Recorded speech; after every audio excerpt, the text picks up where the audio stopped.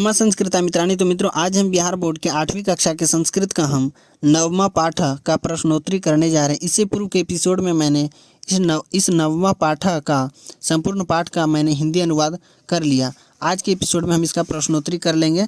आप वीडियो के अंत तक बने रहेंगे, वीडियो काफ़ी अच्छी होने वाली है आप सभी के लिए। तो चलिए आज की कक्षा को आरंभ करते हैं बिना देरी किए। तो ये देखिए, अभ्यास का मौखिका का ये पहला प्रश्न है। अधोलिखितानाम शब्दानाम उच्चारणम कुरुत, यानी निम्नलिखित शब्द जितने भी दिए गए हैं उनका हमें क्या करना है, उच्चारण करना है। तो हम करके बता देते हैं उच्चारण, इसका सही उच्चारण आप भी करने का प्रयास करेंगे, तभी आप संस्कृत को अच्छी तरीके से पकड़ पाएंगे। तो ये देखिए, रिक्तोदरः, इसको पढ़ेंगे रिक्तोदरः आपान स्थानम इत्यासित प्रायेण अर्थव्यवस्थायाः हट्टान निर्मास्यामि 22 वर्षेषु असंभवमपि सम्मानोपाधिम। तो इस प्रकार पहला प्रश्न का सही उच्चारण हो गया शब्द का। अब दूसरा प्रश्न है इसी में, कृषिकस्य विषये संस्कृत भाषायां द्वे वाक्य वदत्, यानी कृषक के बारे में, किसान के विषय में संस्कृत भाषा में 2 वाक्य बोलें। तो हम चलिए आपको लिख के बता देते हैं 2 वाक्य। तो अब दूसरा प्रश्न का उत्तर में इस प्रकार लिखेंगे, कृषिकाः ग्रामवासिनः भवन्ति, कृषक यानी किसान ग्रामवासी होते हैं। और दूसरा इसी में आप दूसरा वाक्य लिखेंगे, कृषिकाः सर्वदा कृषि कार्यं कुर्वन्ति, यानी किसान जो होते हैं वे हमेशा कृषि कार्य करते हैं, खेती का काम करते हैं। तो ये दोनों वाक्य लिख सकते हैं, अथवा आप अपने मन से भी कोई दूसरा वाक्य बना सकते हैं। तो चलिए अब तीसरे प्रश्न की ओर बढ़ते हैं। इसी के क्रम में तीसरा प्रश्न जो है, निम्नलिखितानां शब्दानां अर्थं वदत्, निम्नलिखित शब्दों के अर्थ बताना है। इतने जो शब्द दिए गए हैं, हट्टान है, कौपिना है, श्वेदा है, आपणम है, चलितुम है, कर्षणम है, अयच्छत है। तो इन सभी का क्या करना है, इन सभी शब्द का हमें हिंदी में अर्थ बताना है। तो सभी का हम हिंदी अर्थ बता देते हैं आप लोगों को। तो अब तीसरा प्रश्न का उत्तर यहाँ से लिखेंगे, हट्टान का अर्थ हो जाएगा हाथों को, कौपिना का अर्थ हो जाएगा लंगोटी, स्वेदा का अर्थ हो गया पसीना, आपणम का अर्थ हो गया दुकान, चलितुम का अर्थ हो गया चलने के लिए, कर्षणम का अर्थ हो गया जुताई, अयच्छत का अर्थ हो गया दिया अथवा प्रदान किया। तो इस प्रकार आप तीसरा प्रश्न का सही उत्तर यहाँ से लिख लेंगे। वीडियो रोक लिख लें अथवा स्क्रीनशॉट लेकर के आप लिख सकते हैं। तो चलिए अगले प्रश्न की ओर बढ़ते हैं। अब आगे चौथा प्रश्न है, यहाँ से लिखित का प्रश्न शुरू हो जाता है। अधोलिखितानां प्रश्नानाम् उत्तरम एकेन पदेन लिखत, यानी निम्नलिखित जितने भी प्रश्न दिए गए हैं इसका उत्तर हमें एक पद में लिखना है। तो एक पद में उत्तर लिखना है। जैसे क नंबर प्रश्न है, अस्मिन पाठे संकल्प वीरः कः, यानी इस पाठ के संकल्प वीरः कौन है, यानी दृढ़ निश्चयी जो वीर हैं वो कौन है, महान पुरुष कौन है। तो इस पाठ के तो वे दशरथ मांझी थे। तो इसका उत्तर आप इस प्रकार लिखेंगे। तो आप क नंबर प्रश्न का उत्तर यहाँ से लिखेंगे, दशरथ मांझी लिखेंगे क नंबर प्रश्न का उत्तर में। ख नंबर प्रश्न है अब इसी के क्रम में, संप्रति ही भारतवर्षे ग्रामीण क्षेत्रीय अर्थव्यवस्थायाः मुख्याधारः कः, यानी आज के समय में भारत में ग्रामीण क्षेत्र में ग्रामीण इलाकों में अर्थव्यवस्था का मुख्य आधार क्या है। तो इसमें आप उत्तर में लिखेंगे कृषि कार्यम लिखेंगे। ग नंबर प्रश्न है, ग्रामीण क्षेत्रे कृषिकाः आवश्यक वस्तूनि क्रेतुं कुत्र गच्छन्ति। तो इस प्रश्न का जो अर्थ हुआ, यानी ग्रामीण क्षेत्र में गांव के इलाकों में किसान जो है अपनी आवश्यकता के वस्तु खरीदने के लिए कहाँ जाते हैं। तो उत्तर में आप लिखेंगे अट्टान जाते हैं, या फिर हट्टम लिख देंगे, हट्टम लिखेंगे आप, यानी बाजार जाते हैं। यानी हट्टान यहाँ होना चाहिए था, हट्टान होगा यहाँ पे। हट्टान का अर्थ होता है, हट्टान का अर्थ हो गया आपका यानी बाजार को, तो यहाँ ह कर लीजिएगा आप इसको। घ नंबर प्रश्न है, दशरथ मांझी कस्मिन् ग्रामे वसति स्म, यानी दशरथ मांझी है किस गांव में निवास करता था। तो आप उत्तर में लिखेंगे गहलोरे, यानी गहलोर क्षेत्र में, गहलोर गांव में, गहलोर लिखेंगे आप सिर्फ, अथवा गहलोरे भी लिख सकते हैं, यानी गहलोर में। अंग नंबर प्रश्न है इसी के क्रम में, राज्य प्रशासनम कस्मै पर्वत पुरुष इति सम्मानोपाधिम अयच्छत, यानी राज्य प्रशासन किसके लिए पर्वत पुरुष इस सम्मान की उपाधि से विभूषित किए। तो इसका जो उत्तर हो जाएगा दशरथ है, यानी दशरथ के लिए जो है ये पर्वत पुरुष जो है इस उपाधि से इन्हें विभूषित किया गया। तो इस प्रकार जो है चौथा प्रश्न का सही उत्तर आप लिख लेंगे। चलिए अगले प्रश्न की ओर बढ़ते हैं। अब आगे पांचवा प्रश्न है, निम्नलिखितानां प्रश्नानाम् उत्तरम पूर्ण वाक्य लिखत, निम्नलिखित प्रश्नों के उत्तर जो है हमें पूर्ण वाक्य में लिखना है, पूरे वाक्य में लिखना है।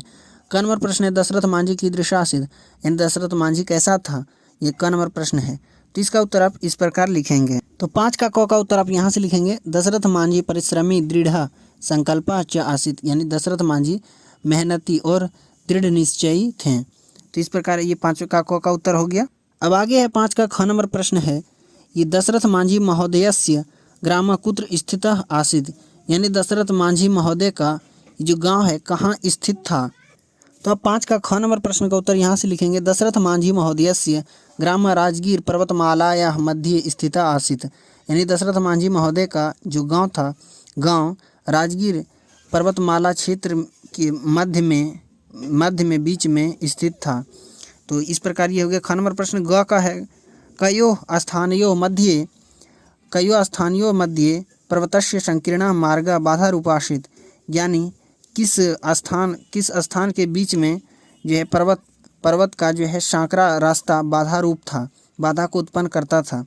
तो उत्तरम में आप लिखेंगे गहलोर वजीरगंजयोः मध्ये पर्वतस्य संकीर्ण मार्ग बाधा रूपा आसित, यानी गहलोर जो गांव था और वजीरगंज जो शहर था, गहलोर और वजीरगंज के बीच में पर्वत के सांकरा रास्ता बाधा उत्पन्न करते थे।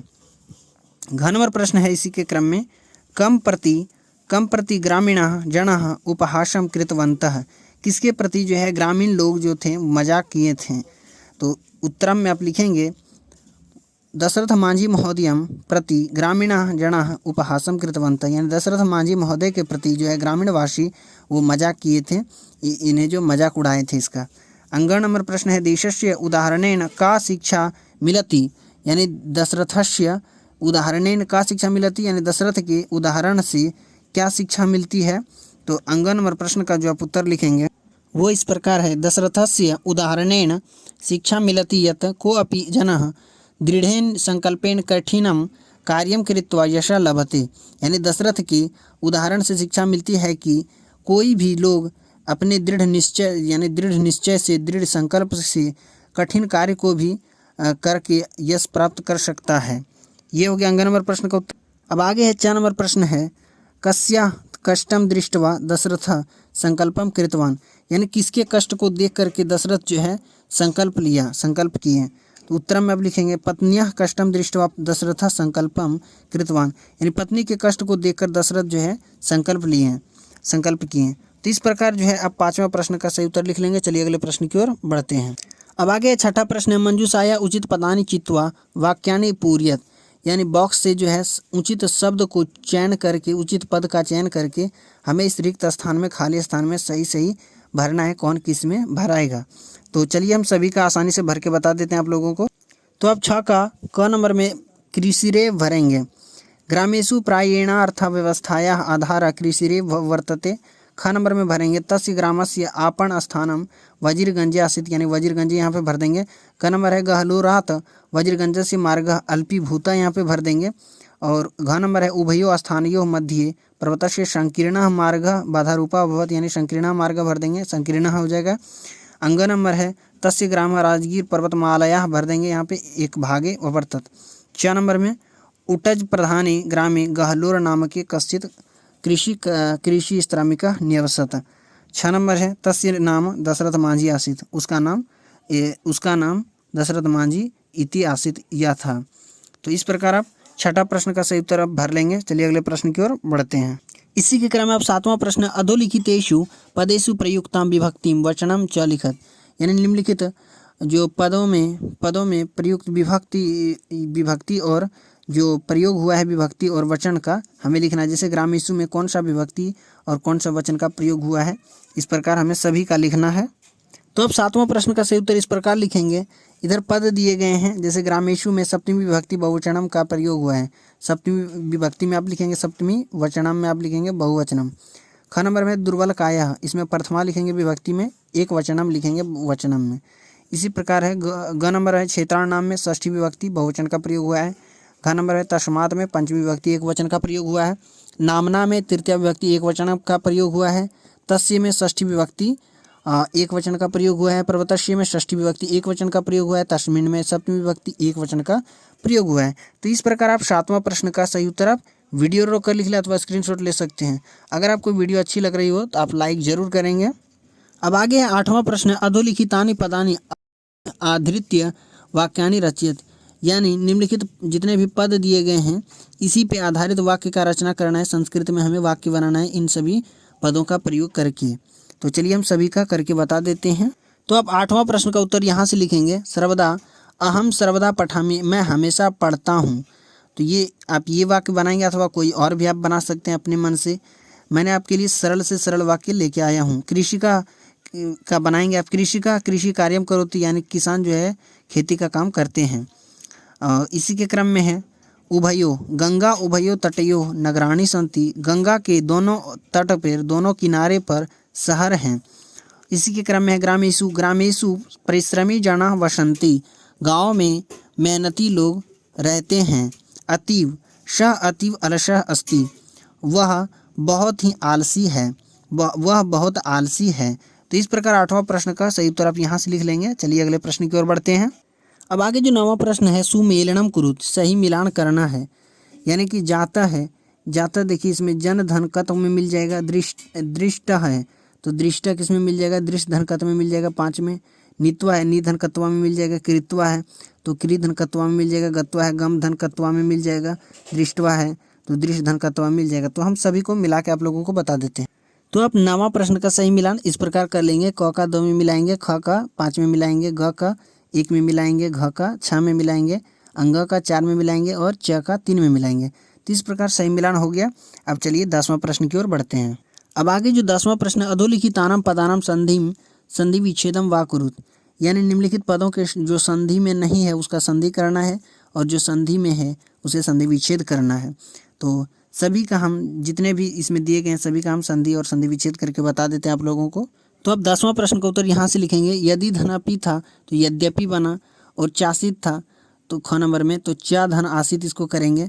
ग नंबर था न धन आसन तो इसमें नासन बनेगा। इसी के क्रम में जो था रिक्त धन उदरह तो रिक्तोदरह बनेगा। इसी के क्रम में था इति धन आसित इत्यासित बनेगा। और कश्चित था अंग च नंबर में तो कश्चित का कह धन चित कर देंगे। तो ये 10वां प्रश्न का सही संधि और संधि विच्छेद हो गया। अब चलिए 11वां प्रश्न की ओर बढ़ते हैं। तो 11वां प्रश्न जो है, वचन परिवर्तनम कुरुत, यानी वचन का परिवर्तन करना है। संस्कृत में जो वचन होता है एक वचन, द्विवचन, बहुवचन, 3 वचन होता है इसमें। तो अभी जो हमें परिवर्तन करना है एक वचन और बहुवचन में ही बनाना है। जैसे करोति है तो करोति का बहुवचन क्या हो जाएगा, कुर्वन्ति। तो इधर एक वचन रूप हुआ करोति और बहुवचन रूप हो गया कुर्वन्ति। उसी प्रकार गच्छति है, आसित है, वर्तते है, अगच्छत है, करिष्यामि है, अकरोत है, रक्षतु है। तो सभी का हम वचन परिवर्तन करके बता देते हैं आप लोगों को। तो आप 11वां प्रश्न का सही उत्तर यहाँ से लिखेंगे, गच्छति का जो बहुवचन रूप हो जाएगा गच्छन्ति हो जाएगा, आसित का बहुवचन आसन हो जाएगा, वर्तते का बहुवचन रूप हो जाएगा वर्तन्ते, अगच्छत का जो बहुवचन रूप हो जाएगा अगच्छन हो जाएगा, करिष्यामि का जो बहुवचन रूप हो जाएगा करिष्यामा हो जाएगा, अकरोत का जो हो जाएगा अकुर्वन हो जाएगा, और रक्षतु का हो जाएगा रक्षन्तु, भवसी का हो जाएगा भवथ। तो इस प्रकार 11वां प्रश्न का सही उत्तर आप लिख लेंगे। आशा करते हैं आप लिख लिए होंगे। चलिए अगले प्रश्न की ओर बढ़ते हैं। अब आगे जो 12वां प्रश्न है ये आखिरी प्रश्न है, उदाहरणानुसारम अव्यय पदानि चिनोत, यानी उदाहरण के अनुसार जो है हमें अव्यय पद का चयन करना है। जैसे दुर्बल काया कृषिकः ग्राम क्षेत्रेषु सर्वदा श्रमम करोति, इस जो वाक्य में जो अव्यय पद है वो सर्वदा है। तो अव्यय पद का चयन कैसे करेंगे, जब हम आपको व्याकरण का एपिसोड लाएंगे तो उसमें आपको क्लियर से समझा देंगे कि अव्यय पद क्या होता है। तो अभी फिलहाल हम जिस प्रकार आपको उत्तर बता रहे हैं उतना ही लिखेंगे, वही काफ़ी है। क नंबर प्रश्न है, ग्रामेषु अर्थव्यवस्थायाः आधार प्रायेण कृषि वर्तते। तो इस जो वाक्य में दिया गया है अव्यय पद वो प्रायेण है। तो हम सभी का आसानी से आप लोगों को करके बता देते हैं। तो आप क नंबर में अब प्रायेण लिख देंगे। ख नंबर है, दशरथ परिश्रमी संकल्पवान च आसित। तो इसमें जो अव्यय पद दिया गया ये च, इसमें च भर देंगे यहाँ पे। अब चलिए ग नंबर की ओर बढ़ते हैं। ग नंबर है, शनैः शनैः अस्य श्रमिकस्य परिश्रमः प्रत्यक्षो जातः। तो इसमें जो अव्यय पद हो जाएगा वो शनैः शनैः हो जाएगा। घ नंबर है, एतादृशः कर्मवीरा एव समाजस्य वास्तविका सेवका। तो इसमें जो हो जाएगा आपका अव्यय पद एव हो जाएगा। एव का अर्थ होता है ही, शनैः शनैः का अर्थ होता है धीरे धीरे। अंग नंबर आखिरी है, यात्रिकः अपि चलितुम असमर्था आसन। तो इसमें जो हो जाएगा अव्यय पद वो भी यानी अपि हो जाएगा इसमें। तो यहाँ पे अपि आप भर देंगे। तो सभी का उत्तर एक साथ देख लेते हैं। तो ये रहा 12वां प्रश्न का सभी का उत्तर यहाँ पे दिया गया है। क नंबर में प्रायेण, ख है च, ग में भरेंगे शनैः शनैः, घ में एव भरेंगे, अंग में अपि भरेंगे। तो इस प्रकार हो गया 12वां प्रश्न का सही उत्तर। आशा करते हैं ये एपिसोड आपको काफ़ी अच्छी लगी होगी। वीडियो अच्छी लगी तो लाइक कर देंगे, चैनल पे नए सब्सक्राइब जरूर कर लेंगे और मिलते हैं अगले एपिसोड में अगले टॉपिक के साथ। तब तक के लिए नमः संस्कृत है, धन्यवाद।